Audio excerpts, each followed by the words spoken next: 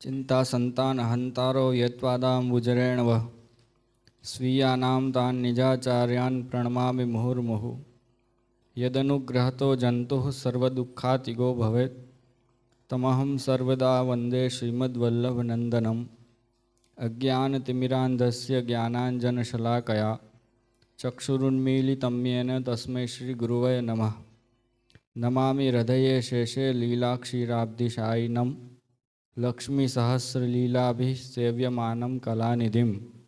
चतुर्भिश्च चतुर्भिश्च चतुर्भिश्च त्रिभिस्तथा षड्भिर्विराजते योऽसौ पंचधा हृदये मम। विराजमान श्री नवनीत प्रिय प्रभु श्री माखनचोर प्रभुना चरणों में श्री आचार्य चरण श्री गुसाई जी, श्रीमद कल्याण राय जी, श्री हरिराय जी तथा सर्वे पूर्वाचार्यों चरण में दंडवत प्रणाम करी श्री विठलेश प्रभु गुणगान सत्रनो आजे द्वितीय दिवसनो प्रारंभ करवा जईए त्यारे सर्वप्रथम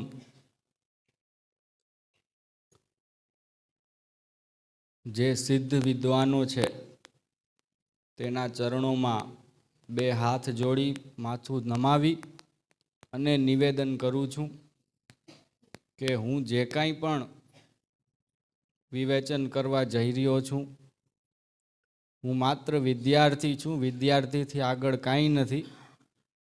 एटले जे कांई पण माराथी त्रुटि रही जाए तो एक बाल चापल समझी अने क्षमा करे। आपणे वल्लभाख्यान द्वितीयनो प्रारंभ कर्यो अने मारा हृदयनी गणतरी तो ए रीतनी हती के 28 श्लोक छे द्वितीय वल्लभाख्यानना। ई आजे जो संपूर्ण थई जाए तो आवती काले पोष मध्याने नोमे श्रीनाथजी ए आवी शके। तो गई काले आपणे 8 श्लोक थया एटले आजे 20 श्लोकनो मोटो पट आपणे खेडवानो छे। जो आप लोको धैर्य राखशो, आपना ऊपर बाजी छे वैष्णवो ऊपर। जो उठी उठीने मने मारू मगज डिस्टर्ब नहीं करो तो 20 श्लोक आजे पूर्ण थाशे। ये आपना धैर्य ऊपर एनो आधार छे। जो मारी गणतरी एवी छे के आजे पूर्ण थई जाए तो आवती काले श्री गुसाईना प्रागट्यनो ज वल्लभ आख्यान आपणे लई लेशुं। तो गई काले आपणे जो श्री आचार्यजीना चंद्रतुल्य रूपना दर्शन कर्या वल्लभाख्यान। हवे एक वस्तु समझो, शास्त्र में कोईपण शास्त्र लखाय तो एमां 2 वस्तु तो बताववी ज पड़े, अनिष्ट निवृत्ति अने इष्ट प्राप्ति। आ 2 वस्तु बताववी पड़े तो ये शास्त्र संपूर्ण कहवाय। इष्ट प्राप्ति एटले के जे प्राप्त करवानुं छे, जे फल छे ई इष्ट प्राप्ति नामथी कहेवाय छे। अने जे साधन छे ई अनिष्ट निवृत्ति नामथी कहेवाय छे। साधन अने फल ई 2 तो आवे ज शास्त्र में। तो ग्रंथ सर्वे रसरूप कीधा, रसिक रसना रसिक वाणी। तो चंद्र रूपनु दर्शन श्री आचार्यजीनु, रसरूप ग्रंथनु दर्शन ई बधुं फलरूप छे। कारण के भगवान रसो वै सह, वेद कहे छे के भगवान छे रसरूप छे। तो ज्यां रसनी चर्चा आवी अने चंद्रनी चर्चा आवी, वृंदावन चंद्र, तो त्यां आपणे फलरूपनी चर्चा मानवी जोईए। एटले चंद्रनी उपमा आपी, त्यां फलनी चर्चा पूरी थई गई। हवे आवशे साधननी चर्चा। સાધન શું? તો કે માયાવાદનું ખંડન. એ અંધકાર જ્યારે હટશે ત્યારે જ તો રસના દર્શન થશે આપણને. માયાવાદ નામ જ એટલે પડ્યું છે કે એ નિરાકાર આત્મા સિવાય જે કાંઈ આકાર જે દેખાય છે સાકાર, એ બધું માયા માને છે. અને માયાને છોડવી, ત્યજી દેવી એમ માને છે. તો જ્યારે આકાર જ છોડી દેવાનો છે, જ્યારે આકારને જ માયા માનીને છોડી દેશું તો પછી રસ પણ વયો ગયો માયાની સાથે, તો કાંઈ રહ્યું જ નહીં, શૂન્ય થઈ ગયું, જળ બની ગયા. તો ઉલટાના આપણે કોમલ બનવાને બદલે જળ બનતા જશું. અને જળ બનશું તો એનું ફલ સીધું નરકવાસ જ છે. કારણ કે તમે નહીં ધર્મ કર્મમાં પ્રવૃત્તિ થાય, તમારું કાંઈ નહીં, શૂન્ય મગજ થઈ જશે અને સીધો પાત થશે તમારો અંધકારમાં. તો સાકાર બ્રહ્મવાદ આવ્યું સમજમાં? આકારને માયા નથી માનવાની, એ આચાર્યજીનો સિદ્ધાંત છે. માયાવાદ શું કરે છે કે આકારને જ માયા માની લે છે. તો હવે જે સાધનની ચર્ચા જે છે એમાં અંધકારનો નાશ કરવો છે, માયાવાદ રૂપી અંધકારનો. એટલે સૂર્યની ઉપમા આવી. અતુલ અમલ ઉદ્યોત ઉદયો ભૂતલ દ્વિજ માર્તંડ. માર્તંડ એટલે સૂર્ય. તો અતુલ, જેની તુલ્યતા ન થાય, જે સૂર્યની તુલ્યતા બીજો સૂર્ય ન કરી શકે, એ અતુલ. પછી અમલ, જેમાં મેલું ન થાય જે, એવા સૂર્ય, એ અમલ. ઉદ્યોત એટલે કે પ્રકાશ, ઉદયો, એવા પ્રકાશનો ઉદય થયો. ભૂતલ દ્વિજ માર્તંડ, ભૂતલ ઉપર દ્વિજકુલ બ્રાહ્મણ કુલમાં એવા સૂર્યનો ઉદય, માર્તંડનો ઉદય થયો. એમણે શું કર્યું શ્રી આચાર્યજીએ? કે ભક્તિ માર્ગ કેસરી. કેસરી એટલે સિંહ, ભક્તિ માર્ગના સિંહ છે. બીજા ભક્તિ માર્ગ તો ઘણા હતા, પરંતુ જેને કહેવાય કે પુષ્ટિ માર્ગીય ચિંતા નિવૃત્તિ, આ બીજ છે પુષ્ટિ માર્ગનું. સમજો, ચિંતા કા આપી ન કાર્યા, એનું જ તો રહસ્ય નામ આપ્યું શ્રી મહાપ્રભુજીએ, સિદ્ધાંત રહસ્યમ. સ્વયં આચાર્યજીએ જ સિદ્ધાંત રહસ્યમ કહી દીધું છે. તો એ જ મેન વસ્તુ છે. તો ચિંતા કા આપી ન કાર્ય નવરત્ન, એ જે છે એ બીજ છે પુષ્ટિ માર્ગનું. ચિંતા વગર ભક્તિ કરો, આ પુષ્ટિ માર્ગનું રહસ્ય છે. અને ચિંતા સહિત ભક્તિ કરો, એ પુષ્ટિ માર્ગ સિવાયના ભક્તિ માર્ગનું રહસ્ય છે. આવ્યું ને સમજમાં? તો ભક્તિ માર્ગ કેસરી, ભક્તિ માર્ગના સિંહ શું કામે કીધા? કે સિંહની આશ્રયમાં કોઈ આવી જાય તો પછી એને કોનો ડર રહે? સિંહની નિશ્રામાં જે આવી ગયો અને સિંહ જેને બચાવે એને પછી કની ચિંતા? તો ચિંતા કા આપી ન કાર્યા, એ જે વચન છે એ આ ભક્તિ માર્ગ કેસરી, એ નામ છે શ્રી આચાર્યજીનું, એની સાથે મેળ ખાય છે.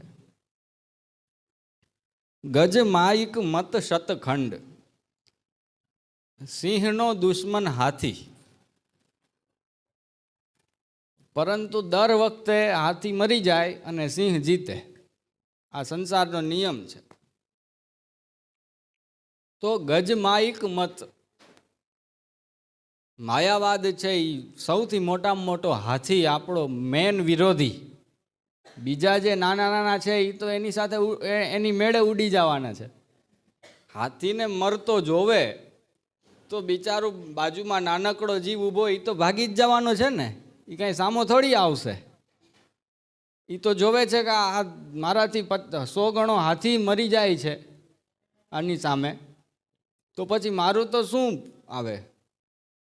તો એ બીજાની તો કોઈ વેલ્યુ જ નથી. જે મેન પ્રતિવાદી છે એ માયાવાદ છે. એ જે હાથી છે એના 100 ટુકડા શતખંડ કર્યા. એ આ ભક્તિ માર્ગ કેસરી શ્રી આચાર્યજીના ગ્રંથો હોય. તો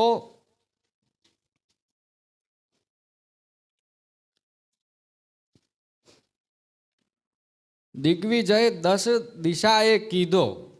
પછી શ્રી આચાર્યજીએ સૂર્ય રૂપે બીજા કયા કયા કાર્યો કર્યા એ બતાવે છે કે 10 દિશાઓમાં, હવે 8 દિશા તો બરાબર છે, માનવામાં આવે કે પૂર્વ, પશ્ચિમ, ઉત્તર, દક્ષિણ, ઈશાન, આગ્નેય, નૈઋત્ય અને વાયવ્ય, આ 8 દિશા તો થઈ ગઈ. પણ ઉપર અને નીચે એ 9મી ને 10મી ઉર્ધ્વ દિશા અને અધો દિશા, એમાં પણ દિગ્વિજય કર્યો આપે. કારણ કે શંકરાચાર્યજી છે એ મહાદેવજીનો અવતાર છે, એટલે ઉર્ધ્વ દિશા અને અધો દિશા એ બેયમાં દિગ્વિજય એની મેળે થઈ ગયો. તો પરિક્રમાને વ્યાજ, વ્યાજ એટલે બહાનું, પરિક્રમાનું બહાનું લઈ અને 10 દિશાઓમાં દિગ્વિજય કર્યો. બાકી આચાર્યજી સ્વયં તીર્થરૂપ છે, એમને તીર્થયાત્રા કરવાની જરૂર ક્યાં? આચાર્યજી તો સ્વયં તીર્થરાજ રૂપે બિરાજે છે. આચાર્યજીના ચરણ સ્પર્શ થઈ જાય તો તીર્થના રાજ છે શ્રી આચાર્યજીના ચરણ. તો પણ પરિક્રમાનું બહાનું લઈ અને દિગ્વિજય 10 દિશાએ કીધો. અને એની સાથે બીજું કાર્ય શું કર્યું? તીર્થ સકલ સનાથ કીધા. મ્લેચ્છોનું આક્રમણ થઈ ગયું, બધા તીર્થો છે એ અપવિત્ર થઈ ગયા.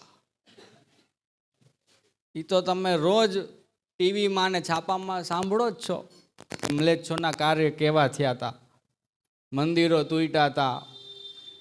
તો એ પવિત્ર જગ્યાને અપવિત્ર જગ્યા બનાવી દીધી બધી મ્લેચ્છોએ, બધી જગ્યાને. તો તીર્થ સર્વે તીર્થ સકલ સનાથ કીધા. ચરણ રેણુ સમાજ, પોતાના ચરણ શ્રી આચાર્યજીએ તીર્થ ઉપર પધરાવ્યા તો એ તીર્થ પાછા પવિત્ર થયા.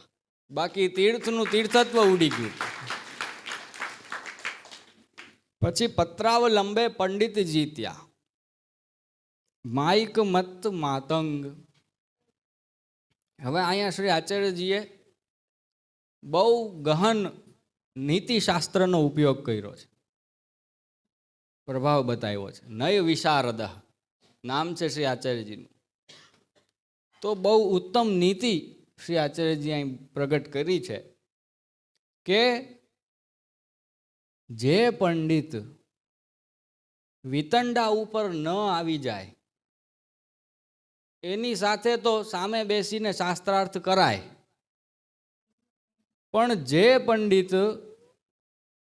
વિતંડા ઉપર આવી જાય, વિતંડા એટલે બાંધવા ઉપર આવી જાય તરત 5 મિનિટમાં, એની સાથે સામે બેસીને શાસ્ત્રાર્થ ન કરાય. તો શું કરાય કે પત્રાવલંબે પંડિત, પત્રમાં જ શાસ્ત્રાર્થ આચાર્યજીએ લખી અને વિશ્વનાથ મંદિરમાં લગાડાવી દીધો. તો જે વિતંડાવાદી પંડિતો હતા કે જે તરત આમ જેને કહેવાય ને કે આમ નાક ઉપર જ ગુસ્સો હોય, જેને તરત બાંધવા ઉપર આવી જાય, તો એ બધા પત્રને વાંચી વાંચીને જ નિરુત્તર થઈ ગયા, આચાર્યજીની સામે જ ન આવવા દીધા. પત્રાવલંબે પંડિત જીત્યા, માઇક મત માતંગ. માતંગ એટલે હાથી અને મત એટલે કે મદમત હાથી જેવા જે પંડિતો છે કે જે કોઈનું કાંઈ સાંભળતા નથી, એને પત્રાવલંબ દ્વારા જીતી લીધા.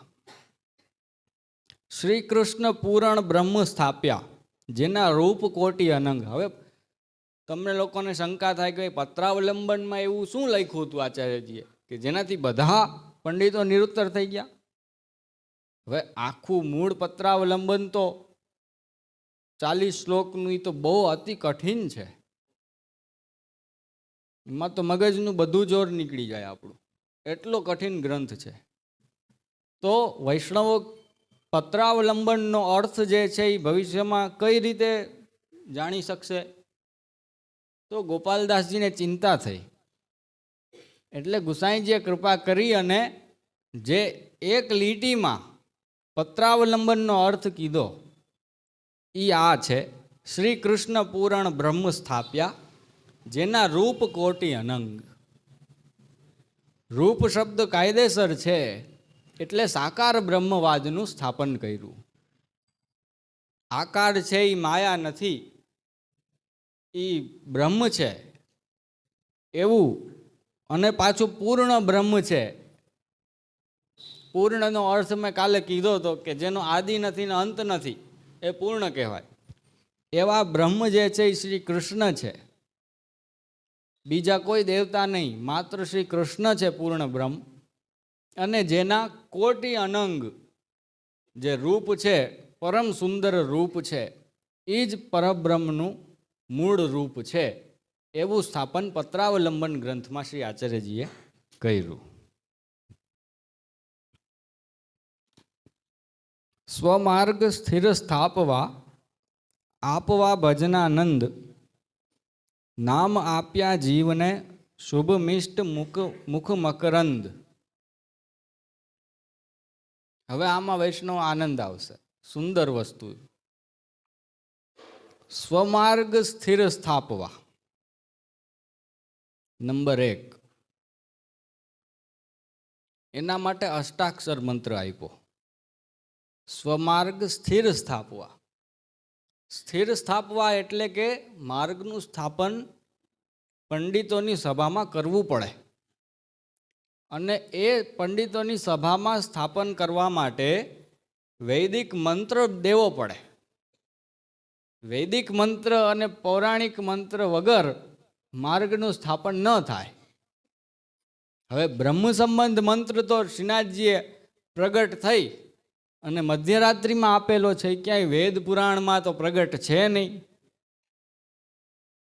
તો જે વૈદિક પૌરાણિક મંત્ર જે આપણો છે કે જેના દ્વારા માર્ગ સ્થિર સ્થાપિત થયો, પુષ્ટિ માર્ગ, એ છે અષ્ટાક્ષર મંત્ર. પ્રથમ દીક્ષા આપણી. સ્વમાર્ગ સ્થિર સ્થાપવા, નામ આપ્યા જીવને. આ એક વાત થઈ ગઈ. જો બહુ આનંદ આવશે, બૈરાઓને આનંદ આવશે. સ્વમાર્ગ સ્થિર સ્થાપવા, એની સંગતિ લાગશે નામ આપ્યા જીવને. અને આપવા ભજનાનંદ, શુભમિષ્ટ મુખ મકરંદ. અને ભજનાનંદ એટલે કે સેવાનો આનંદ આપવા માટે, કૃષ્ણ સેવાનો આનંદ આપવા માટે શુભમિષ્ટ મુખ મકરંદ એવો બ્રહ્મ સંબંધ મંત્ર આપ્યો. સમજાણું? નહીં, હજી ટ્યુબલાઇટ નથી થઈ અડધાને. એ બહુ સુંદર સમજાશે તમને કે ભજનાનંદ એટલે સેવાનો આનંદ આપવા માટે જે બીજો મંત્ર બ્રહ્મ સંબંધ, એ શુભ, મિષ્ટ એટલે મીઠું, મુખ મકરંદ, મુખમાં સુગંધ ફેલાવી દે, સુગંધનો પ્રસાર કરી દે, એવું જે બ્રહ્મ સંબંધ મંત્ર છે એ ભજનાનંદ આપવા માટે દ્વિતીય દીક્ષા રૂપે આપણને આપ્યો. અનેક જીવને કૃપા કરવા, દેશાંતર પ્રવેશ. એ તો સ્પષ્ટ સમજાય છે. કોમલ પદ જ્યાં કમલ વિલસે, ધન્ય કહું તે દેશ. જ્યાં શ્રી આચાર્યજીના ચરણ પડ્યા છે એ દેશ ધન્ય થઈ ગયો કહેવાય. હવે અંગ બંગ કલિંગ કૈકટ, મગધ, મરુ, સુર અને સિંધ, 8 દેશ જે છે એને પણ ધન્ય થઈ કીધા છે. વાસ્તવમાં એ ધન્ય નહોતા. જ્યાં સુધી આચાર્યજી નહોતા પધાર્યા ત્યાં સુધી શાસ્ત્રોમાં આ 8 દેશ છે એ 8ને તામસ દેશ કીધા હતા, પાપ દેશ, પાપ ભૂમિ કીધી હતી. પરંતુ આચાર્યજી પધાર્યા પછી ધન્ય કહું તે દેશ. હવે એ ક્યાં ક્યાં 8 દેશ છે? તો કીધું કે અંગ દેશ એટલે કે આજનું બિહાર, પછી બંગ દેશ એટલે આજનું બંગાળ, પછી કલિંગ એટલે ઓરિસ્સા, કૈકટ એટલે ઝારખંડ, મગધ એટલે મધ્યપ્રદેશ, મરુ એટલે રાજસ્થાન, સુર એટલે સૌરાષ્ટ્ર અને સિંધ એટલે પંજાબ. આ બધા તામસ દેશ હતા. અને આ તામસ દેશમાં જઈ જે એમાં સ્કંદ પુરાણમાં ને એમાં તો લખ્યું છે કે આ તામસ દેશમાં જે જઈને આવે ને તીર્થયાત્રા વગર, તીર્થના નિમિત્ત વગર જો એ તામસ દેશમાં યાત્રા કરે તો એને જનોય બદલવી પડે. એવું પ્રાયશ્ચિત કરવાનું કીધું છે શાસ્ત્રમાં. પરંતુ એ ક્યાં સુધી? કે જ્યાં સુધી આચાર્યજી નહોતા પધાર્યા ત્યાં સુધી. પછી ધન્ય કહું તે દેશ. કનક સ્નાન શતમણ સુવર્ણે કરાવ્યું મહીપાલ. કનક એટલે સોનું, શતમણ 100 મણ સોનાથી પૃથ્વી પરિક્રમા દરમિયાન કૃષ્ણદેવરાયની સભામાં વિજયનગર એટલે કે કર્ણાટક, કર્ણાટકનું જ્યારે છેડો આવે નીચેની તરફ તમિલનાડુ તરફ, ત્યાં વિજયનગર છે. એના રાજા કૃષ્ણદેવરાય એણે ધર્મ સંસદ, ધર્મસભા ભરી મોટી. એમાં શ્રી આચાર્યજી પધાર્યા, માયાવાદનું ખંડન કર્યું, ભક્તિ માર્ગનું સ્થાપન કર્યું. ત્યારે કૃષ્ણદેવરાયે 100 મણ સુવર્ણથી સ્નાન. હવે સ્નાન છે એ સુવર્ણથી કેવી રીતે થઈ શકે? એ તો જલથી થાય. તો એનો ઉત્તર એ છે કે સોનાના ઘડા હતા, સ્નાન તો જલથી જ કર્યું છે. સ્નાન તો આચાર્યજીનું જલથી જ થયું છે, વેદ મંત્રના જલથી થયું. વેદ મંત્રથી અભિમંત્રિત એવા સુગંધિત જલથી, જે રીતે જ્યેષ્ઠાભિષેક સ્નાન યાત્રામાં સવારે શ્રી ઠાકોરજીને થાય છે સ્નાન, એ જ રીતે શ્રી આચાર્યજીને પણ વેદ મંત્રથી થયું સ્નાન. પણ એ સોનાના 100 મણ સોનાના ઘડાઓથી થયું. કરાવ્યું મહીપાલ, મહીપાલ એટલે રાજા. તે મૂકી વેગે ચાલ્યા. પછી રાજાએ વિનંતી કરી કે આ બધા ઘડા જે છે 100 મણ એ હું આપને સમર્પિત કરું. તે મૂકી વેગે ચાલ્યા. શ્રી આચાર્યજીએ ના પાડી કે આ સોનું મારે જોઈએ નહીં. આ બધું જે ગરીબો છે તમારા વિજયનગરમાં એ બધા ગરીબોને વાટી દો. આચાર્યજીએ બહુ સુંદર લોક સંગ્રહ બતાવ્યો છે. એનાથી આપણે શીખ લેવી જોઈએ. રાય દ્રષ્ટિ ન પાછી વાળ. ત્યાંથી જલ્દીથી આપ પધાર્યા. આપને એવો હૃદયમાં પ્રભુનો સંકેત થયો કે હવે જલ્દી પધારો. ક્યાં જલ્દી પધારો એ આગળ આવશે. જલ્દી પધારો એવો સંકેત થયો એટલે આચાર્યજી વેગે ચાલ્યા, વેગે પધારી અને ત્યાંથી દક્ષિણ પ્રભુ પાઉં ધાર્યા, પાંડુરંગ શ્રી વિઠ્ઠલનાથ. હવે અહીંયા પ્રશ્ન થાય કે વિજયનગર તો છેટ કર્ણાટકનો છેડો અને પાંડુરંગ શ્રી વિઠ્ઠલનાથજી તો મહારાષ્ટ્રની અંદર બિરાજે છે. તો એ તો વિજયનગરથી ઉત્તરમાં બિરાજે છે, દક્ષિણમાં નહીં. તો અહીંયા દક્ષિણ શું કામે કહ્યું? તો એનો ઉત્તર એ છે કે દક્ષિણ એટલે જમણો હાથ. જમણો હાથ તરફ શ્રી આચાર્યજીએ માર્ગ લીધો. જમણા હાથ તરફ વળી અને પધાર્યા પાંડુરંગ વિઠ્ઠલનાથજી તરફ. જેમ આપણે અમદાવાદ સુધી જઈએ પછી આપણે મુંબઈ જવા માટે જમણા હાથ તરફ વળવું પડે. તમે ડાબા હાથ તરફ ન વળી શકો તો તમે પહોંચી જશો ઉદયપુર, દિલ્હી પહોંચી જશો. તો જમણા હાથ તરફ વળવું પડે. એ જ રીતે વિજયનગરથી શ્રી આચાર્યજી પાછા રિટર્ન પધારવા માટે જમણા હાથ તરફ વળી અને આ પાંડુરંગ શ્રી વિઠ્ઠલનાથજી તરફ પધાર્યા. ત્યાં પધારી અને નેત્ર મળતા વાત કીધી. હવે અહીંયા સૌથી ગહન રહસ્ય શ્રી ગુસાઈજીના પ્રાગટ્યનું મેં પહેલાં પણ તમને પૂર્ણ બ્રહ્મશ્રી લક્ષ્મણ સુત પુરુષોત્તમ શ્રી વિઠ્ઠલનાથ એમાં બતાવી ચૂક્યો છું, પણ આજે વિશેષ ખુલાસો આવશે કે નેત્ર મળતા વાત કીધી. ત્યાં સુધી જ વિઠ્ઠલનાથજી સાથે આપનો વાર્તાલાપ થયો. પછી વચન દીધું હાથ છે ને એ વિઠ્ઠલનાથજીના હાથમાં નથી આપ્યું વચન. એ સમજજો.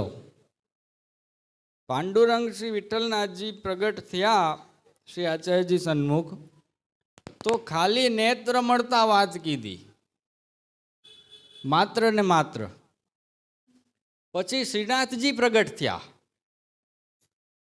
અને શ્રીનાથજીએ હાથ લંબાયો અને શ્રી આચાર્યજીએ વચન દીધું હાથ એ શ્રીનાથજીના હાથમાં આપ્યું છે વચન. હવે ગોપાલદાસજીએ ક્યાં ખુલાસો કર્યો છે તો કે હા, વચન નિશ્ચય શ્રીનાથે માંગ્યું. નિશ્ચય રૂપે શ્રીનાથજીએ હાથ લાંબો કરી અને વચન માંગ્યું અને શ્રી આચાર્યજીના શ્રીનાથજીના હસ્તમાં હસ્ત મૂકી અને વચન આપ્યું. કીધી શ્રી વલ્લભજી શું વાત કીધી શ્રીનાથજીએ કે અમને તે ઈચ્છા એ છે જે હું નંદન તમે તાત, હું આપના ઘરે પ્રગટ થાઉં એવી અમારી ઈચ્છા છે. તો આ એનું મૂળ રહસ્ય છે શ્રી વિઠ્ઠલ નામનું, કે વિઠ્ઠલનાથજી સાથે માત્ર નેત્ર મળતા વાત કીધી અને વચન આપ્યું શ્રીનાથજીને. તો જે બે સ્વરૂપ પ્રગટ હતા ને શ્રી આચાર્યજીની સામે, શ્રીનાથજી અને વિઠ્ઠલનાથજી, એ બે ઉભય સ્વરૂપ શ્રી આચાર્યજીની અંદર પ્રવેશ કર્યો અને ઉભય સ્વરૂપે શ્રી ગુસાઈજી રૂપે પ્રગટ થયા. શું કામે? કારણ કે લોકવેદ મર્યાદાનું પાલન કરી અને પુષ્ટિ માર્ગને પ્રગટ કરવો હતો. કારણ કે જો રહસ્ય સમજજો, બહુ સૂક્ષ્મ વસ્તુ છે, ધ્યાનથી સાંભળજો. પુષ્ટિ માર્ગ છે એ 11 વર્ષ અને 52 દિવસની અંદરની જ લીલા છે, A to Z. ક્યાંય તમને એનાથી બહારની લીલા નહીં મળે. રથયાત્રા છે તો એ પણ કઈ લીલા છે કે ગોકુલ છોડીને વૃંદાવન પધાર્યા ને કંસના ત્રાસથી, ત્યારે રથમાં બિરાઈ જતા અને વ્રજભક્તોએ રથ ચલાવ્યો હતો. ભાગવતમાં વાંચજો. તો ગોકુલની લીલા પૂરી કરી અને વૃંદાવન પધાર્યા, એ રથયાત્રાનો ભાવ છે આપણે. તો પુષ્ટિ માર્ગની બધી લીલાઓ એ A to Z 11 વર્ષ અને 52 દિવસ, એટલે સરેરાશ 12 વર્ષ જે બાલ લીલા પ્રભુએ કરી એનો જ માર્ગ છે. હવે એ બાલ લીલામાં પ્રભુની જનોઈ ક્યાં થઈ હતી? યજ્ઞોપવિત ક્યાં થયા હતા? નતા થયા. એટલે એ વૈદિક લીલા નહોતી. યજ્ઞોપવિત થયા મથુરામાં, એટલે મથુરા લીલા છે એ વૈદિક લીલા થઈ. અને પછી દ્વારકા પધાર્યા તો એ લૌકિક લીલા કરી. એટલે પુષ્ટિ લીલા, મર્યાદા લીલા અને પ્રવાહ લીલા, એના 3 ભાગ છે. વ્રજ લીલા, મથુરા લીલા અને દ્વારકા લીલા. તો જે શ્રી વિઠ્ઠલનાથજી છે એ આપ દ્વારકા લીલાના સ્વરૂપ છે. એ પણ ઉભય રૂપે શ્રીનાથજી અને વિઠ્ઠલનાથજી બંને શ્રી ગુસાઈજી રૂપે પ્રગટ થયા. એનો અર્થ જ એ છે કે ભવિષ્યમાં કોઈ એમ ન કહી શકે કે તમારો પુષ્ટિ માર્ગ છે એ જનોઈ લીધા પહેલાંનો છે, અવૈદિક છે, અને અવૈદિક માર્ગનો અમે સ્વીકાર નહીં કરીએ. પ્રભુને ગાયત્રી મંત્રનો ઉપદેશ મથુરામાં મળ્યો છે, એના પછીનો જ અમે સ્વીકાર કરશું એવું કોઈ કહે તો એ માન્ય ન થાય. એટલા માટે શ્રી ગુસાઈજીની અંદર શ્રીનાથજી અને શ્રી વિઠ્ઠલનાથજી બંને ઉભય સ્વરૂપે પ્રગટ થયા છે.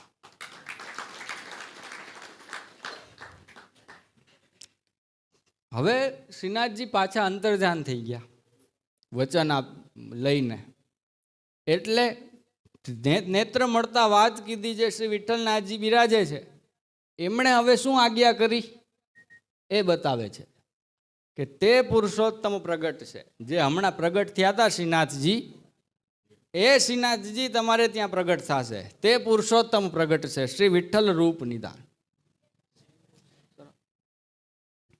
શ્રી વિઠ્ઠલ રૂપ નિદાન, પરમ સુંદર એવા શ્રી વિઠ્ઠલ રૂપે શ્રીનાથજી પ્રગટ થશે મારા સહિત, એટલે કે શ્રી વિઠ્ઠલનાથજી સહિત પ્રગટ થશે.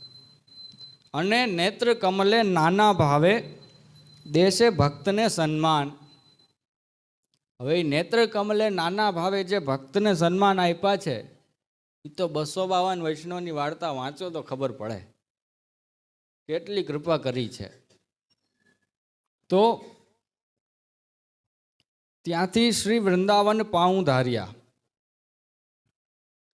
વૃંદાવનમાં શ્રી આચાર્યજી પધાર્યા. શ્રી વિઠ્ઠલનાથજી સાથે વાત કરી અને પછી ત્યાંથી સીધા વૃંદાવન પધાર્યા. હવે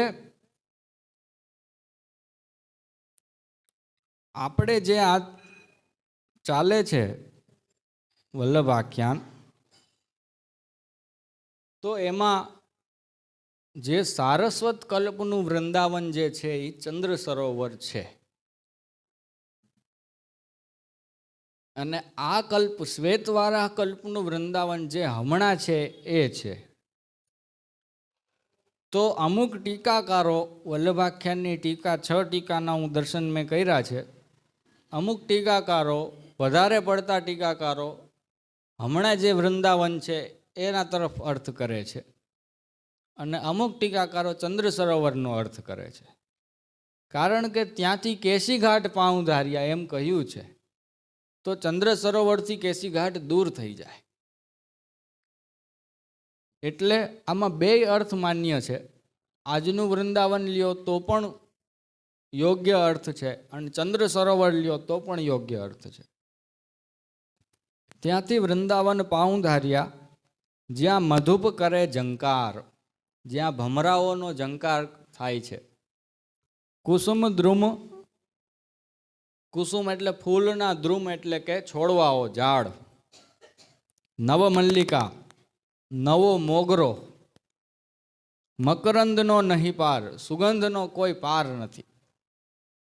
તરુ તમાલ, તમાલના વૃક્ષો અતિશોભતા. હેમજૂથિકા સંઘોળ, હેમજૂથિકા એટલે સોન જૂહી, પીળી ચમેલી જેને કહેવાય, એના સંઘોળ એટલે કે ગુચ્છાના ગુચ્છા ભેગા. લલનાતે શુભગા લટકતા, સૌભાગ્યવતી જે ગોપિકાઓ હતી વૃંદાવનની, એ હાવભાવપૂર્વક ચાલીને આવતી હતી લટકતા. હિંડે તે મોડા મોડ, નજીક નજીક રહી અને ટોળે ટોળા મળીને ભેગી ચાલીને આવતી હતી, છૂટી છવાઈ નહીં. તો ગોપિકાઓના ટોળા જે છે એ વૃંદાવનમાં ચાલીને પધારતા હતા, એવા દર્શન શ્રી આચાર્યજીને થયા. તાન ધુનિ મુનિ મયુર રૂપે, તાન એટલે કે મુરલીની જે ધ્વનિ, એ મુનિ લોકો, મુનિ અને ઋષિ મુનિઓ એ મયુર રૂપે સાંભળે ધરી ધ્યાન. ઋષિ મુનિઓ મોર, પક્ષી વગેરે, પોપટ, સારસ, હંસ એવા બધા મુનિઓ બની અને ત્યાં વેણુનાદ પ્રભુનો સાંભળતા હતા. નિત્ય લીલા ગાન શ્રવણે, શ્રવણે એટલે કાનોથી, કરે તે મધુપાન, તેઓ અમૃત પાન કરતા હતા. કુંજ સદન સોહામણા. હવે નામ જ વૃંદાવન છે. વૃંદા એટલે તુલસી, તુલસીજીનું વન એટલે વૃંદાવન. તો એની અંદર તુલસીજીના એટલા ગુચ્છા ને ગુચ્છા પ્રફુલ્લિત હતા કે એની અંદર આખી નિકુંજો બની જાય એટલો ઘેઘૂર વૃંદાવન હતો. તો એમાં તુલસીજીના જે કુંજ સદન છે એ સોહામણા, શોભા તણો નહીં પાર. અને એની અંદર વિવિધ રાસ મંડળ રચના રચી ખેલે શ્રી નંદકુમાર. આ દર્શન શ્રી આચાર્યજીને થયા. અને એમાં વિશેષ દર્શન શું થયા? રંગે તે રમતા દીઠડા. રંગે એટલે બે અર્થ છે રંગેના.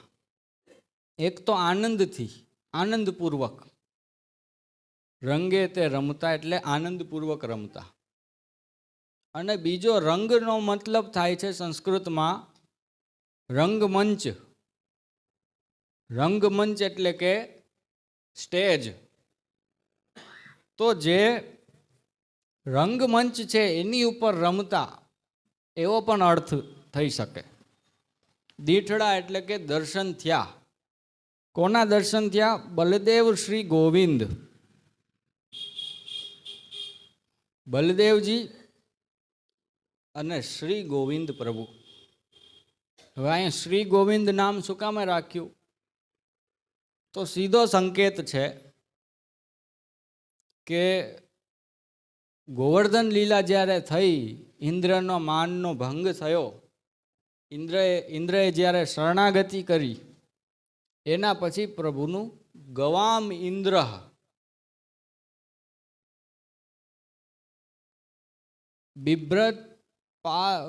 બિભ્રત ગોષ્ઠ મપાન મહેન્દ્ર મદભિત પ્રિયાન ન ઇન્દ્રો ગવામ. ગાયોના ઇન્દ્ર, ગવેન્દ્ર, ગોવિંદ, એ નામ પડ્યું ગોવર્ધન લીલા પછી. તો શ્રી ગોવિંદ નામ એટલે કે ગોવર્ધન લીલાનું સ્વરૂપ, જે 7 વર્ષના પ્રભુ હતા, એ સ્વરૂપના દર્શન થયા છે અહીંયા. એનો મતલબ કે આપણે હવે છેટ સુધી આ પૂરું થાય વલ્લભાખ્યાન, ત્યાં સુધી ગોવર્ધન લીલાને મગજમાં રાખીને ચાલવાનું છે. કારણ કે અહીંયા શ્રી ગોવિંદ પ્રભુના દર્શન થયા છે, બાલકૃષ્ણ પ્રભુના નહીં. સમજો વસ્તુને. તે પુત્ર ભાવે પ્રગટ છે. હવે આની યુક્તિ ક્યાં બેસે છે? શ્રી પુરુષોત્તમ સ્વતંત્ર ક્રીડા લીલા દ્વિજ તનુધારી, 7 દિવસ ગિરિવર કર ધાર્યો વાસવ વૃષ્ટિ નિવારી. બેસી ગઈ ને યુક્તિ? તો એ સ્વરૂપ શ્રી ગુસાઈજી પ્રગટ થયા છે, ગોવર્ધન ધારી સ્વરૂપ, શ્રી ગોવિંદ સ્વરૂપે. તે પુત્ર ભાવે પ્રગટ છે. હવે શ્રી આચાર્યજીએ વિચાર્યું કે મને જે આજ્ઞા થઈ હતી તો એ આજ દર્શન થાય છે ગોવર્ધન લીલાના સ્વરૂપના, તો આજ મારે ઘરે પ્રગટ છે, એવો શ્રી આચાર્યજીને મનમાં નિશ્ચય થયો. અને નિશ્ચય થયો એટલે મન ઉપન્યો આનંદ. શ્રી આચાર્યજીને પરમ આનંદ પ્રગટ થયો મનમાં. હવે શ્રી આચાર્યજીએ પહેલાથી જ યા તો નામકરણ કરી લીધું હોય, અથવા શ્રી ગોપાલદાસજી પહેલાથી નામકરણ કરી રહ્યા છે કે બલદેવ શ્રી ગોપીનાથ કહીએ, હજી પ્રાગટ્ય નથી થયું. અથવા તો શ્રી ગોપીનાથજીનું પ્રાગટ્ય થઈ ચૂક્યું છે, તો એ તો બલદેવજી કહીએ, એ તો બલદેવજી સ્વરૂપે હતા જ. શ્રી વિઠ્ઠલ નંદાનંદ. હવે શંકા થાય કે ભાઈ રજલીલા પુષ્ટિલીલામાં બલદેવજી તો મર્યાદા સ્વરૂપ હતા, એમનો સ્વીકાર કેમ થયો? તો કીધું કે ભાઈ સાહેબ, જે તામસ ફલ પ્રકરણ સુધીના જે 33 અધ્યાય છે ભાગવતના, એમાં માત્ર રાસલીલામાં જ બલદેવજી નથી પધાર્યા. આ સ્વરૂપ તો શ્રી ગોવિંદ સ્વરૂપ છે, ગિરિરાજ ધરણ સ્વરૂપ છે. ગોવર્ધન લીલાનું સ્વરૂપ, ગોવર્ધન લીલામાં તો બલદેવજી હતા જ, બિરાજતા હતા. ક્યાં નતા બિરાજતા? પછી વેણુ ગીતમાં બલદેવજીને ફલરૂપે સ્વીકાર કરવામાં આવ્યા છે. વક્ત્રમ વ્રજેશ સુતયો રણુ વેણુ દુષ્ટમ યૈર્વા નિપીતમ અનુરક્ત કટાક્ષ મોક્ષમ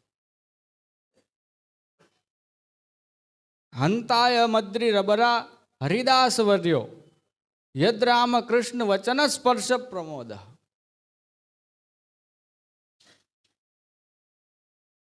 તો બલદેવજી વ્રજલીલામાં છે, પ્રભુની રક્ષક રૂપે, પ્રભુના રક્ષક રૂપે બલદેવજી બિરાજે છે. ગૌચારણમાં પ્રભુ પધારે તો યશોદાજીને ચિંતા થાય કે નહીં કે આ વનમાં એને ક્યાંક લાગી જશે?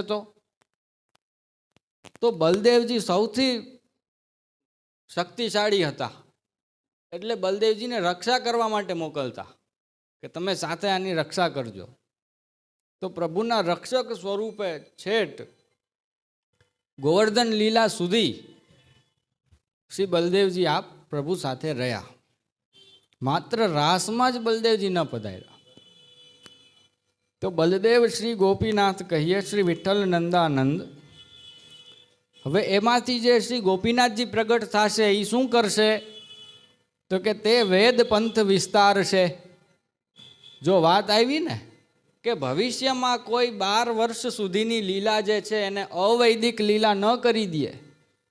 કલિયુગ છે, આ તો ગમે એવા મ્લેચ્છો, ગમે એવા આસુરી જીવો આવીને એ આરોપ આક્ષેપ કરી શકે કે ભાઈ તમારે આ 12 વર્ષ સુધીની લીલા તો માન્ય જ નથી, યજ્ઞોપવિત નતા થયા. તો તે વેદ પંથ વિસ્તાર છે.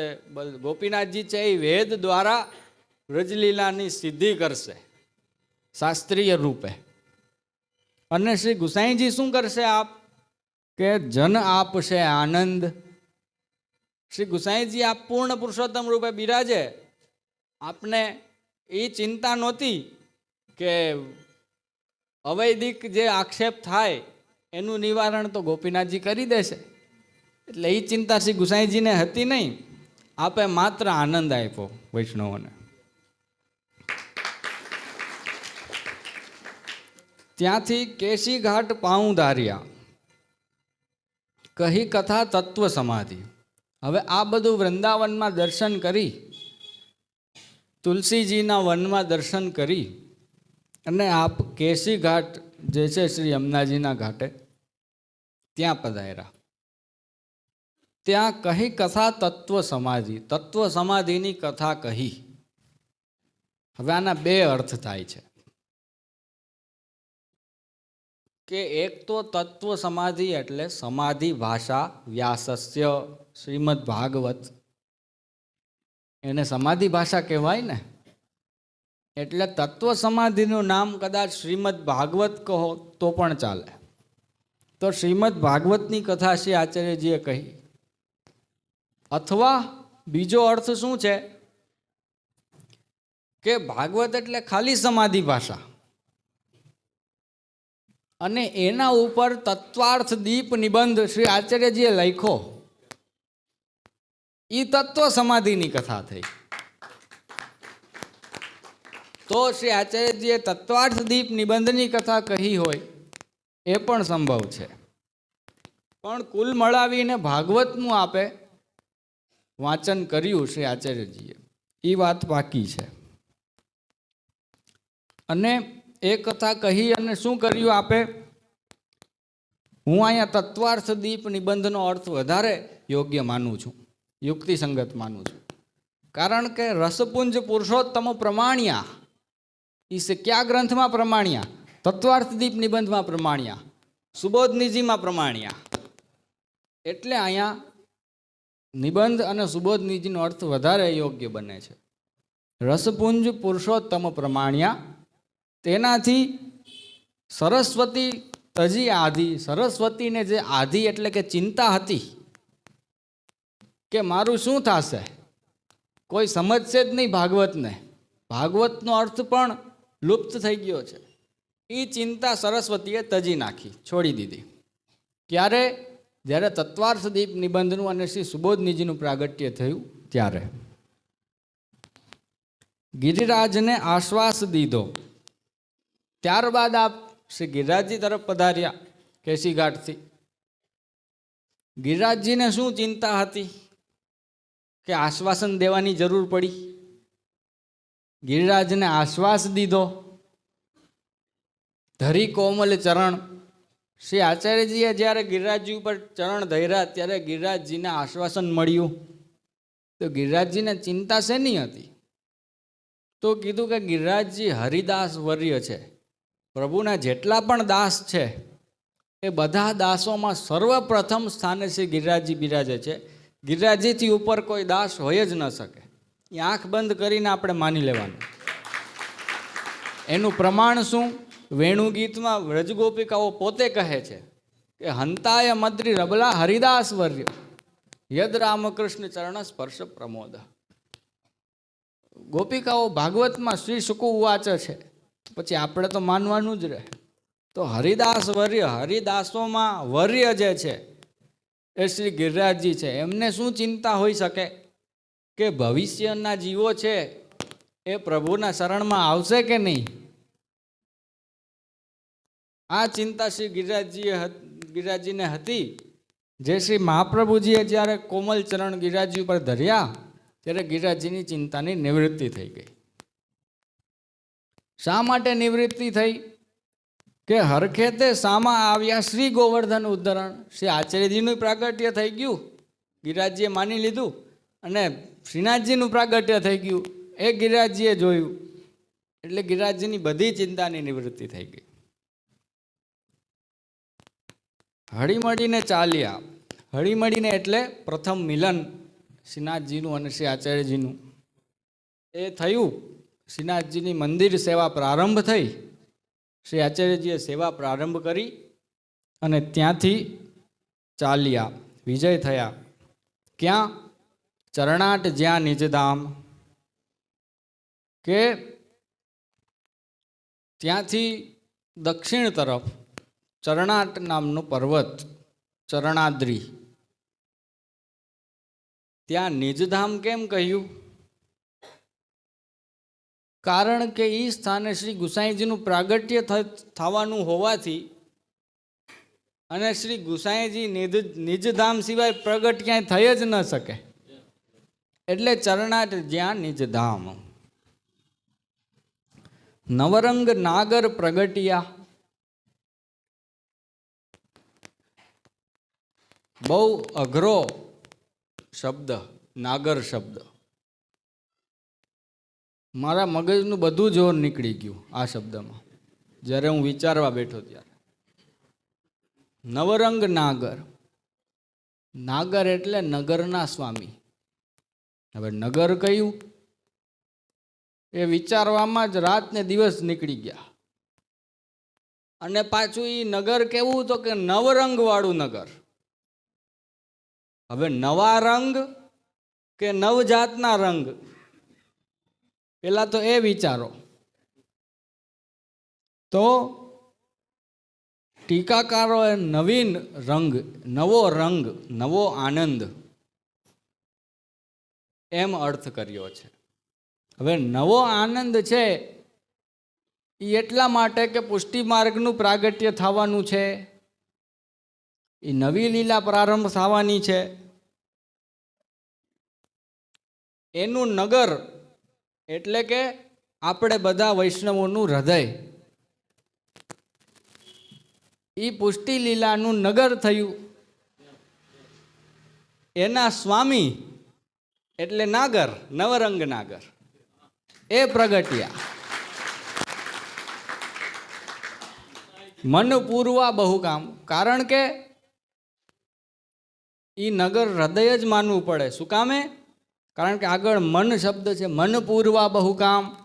મનની કામનાઓ બધી કામના પૂરી કરવા માટે તો એ હૃદયમાં જ પધારવું પડે ને. તો હૃદય જ નગર છે, એના જ સ્વામી નાગર. એ નવરંગ નાગર પ્રગટ્યા. તત્વ સંખ્યા એ કહ્યા, પદ સાર માહે સાર. તત્વ સંખ્યા એટલે 28, એને સંસ્કૃતમાં તત્વ સંખ્યા કહેવાય. 28ની સંખ્યામાં જે પદ કહ્યા છે એ 28ની સંખ્યા શું કામે રાખી ને એનો પાછો સ્પષ્ટ ઉલ્લેખ કર્યો. ઉલ્લેખ કરી અને કાયદેસર સ્થાપિત કરવાની શું આવશ્યકતા? તો કીધું, શાસ્ત્રમાં ભાગવતમાં આવે છે કે પ્રભુને જ્યારે સૃષ્ટિ નવી લીલા કરવાની ઈચ્છા થઈ, બહિરંગ લીલા પ્રગટ કરવાની, એટલે સૌથી પહેલાં 28 જાતના તત્વ, આકાશ ને જલ ને અગ્નિ, વાયુ, પૃથ્વી, કાલ, દિશા, એવા બધા 28 તત્વ એ સૌથી પહેલાં પ્રભુએ પ્રગટ કર્યા અને એમાં પછી જીવને મૂક્યો. તો સર્વપ્રથમ જે સૃષ્ટિ છે એ તત્વ સૃષ્ટિ છે. એ તત્વ સૃષ્ટિ થઈ, એના પછી જીવ સૃષ્ટિ થઈ છે. તો સૌથી પહેલું પ્રાગટ્ય એ પુષ્ટિ માર્ગનું થવાનું હતું આ વલ્લભાખ્યાનમાં, એટલે તત્વ સંખ્યા એ કહ્યા પદ. આવ્યું સમજમાં? સાર માહે સાર. હવે એકલો સાર કયો અને સાર માહે સાર કયો? તો એકલો સાર એટલે કાં તો તમે ભાગવત માની લ્યો અને કાં તમે શ્રી આચાર્યજીનું આખું ચરિત્ર વલ્લભ દિગ્વિજય ગ્રંથ માની લ્યો કે જે 100 પાનાનું થાય. ઈ સાર છે આપણા માટે. ઈ સાર માહે સાર. હવે કારણ કે ભાગવત વાંચનારાય ભવિષ્યમાં કોઈ થવાના નથી અને આચાર્યજીનું 100 પાનાનું જીવન ચરિત્ર વાંચનારા પણ આપણે નથી થવાના, કલિયુગના જીવો. એટલે ખાલી 28 શ્લોકમાં એ આખા સાર માહે સાર જે હતો એ ગોપાલદાસજી આમાં વર્ણન કર્યું, એટલે સાર માહે સાર કહ્યું. હવે કાંઈ એક સ્તુતિ કરું શ્રી વલ્લભ રાજકુમાર. હવે શ્રી આચાર્યજીનું જીવન ચરિત્ર સાર માહે સાર હતું એ પૂર્ણ થયું. હવે શ્રી વલ્લભ રાજકુમાર એટલે કે શ્રી ગુસાઈજીનું જીવન ચરિત્રનો પ્રારંભ થવા જશે. એ હવે આપણે કાલે લેશું. આજે પ્રભુ કૃપાથી દ્વિતીય આખ્યાન પૂર્ણ થયું. બધાને મારો ખૂબ ખૂબ આભાર તમારો કે તમે બેસી ધૈર્ય રાખીને મને સાંભળો. પ્રભુના ચરણોમાં મારી વાણી સમર્પિત કરી અને વિરામ આપું છું.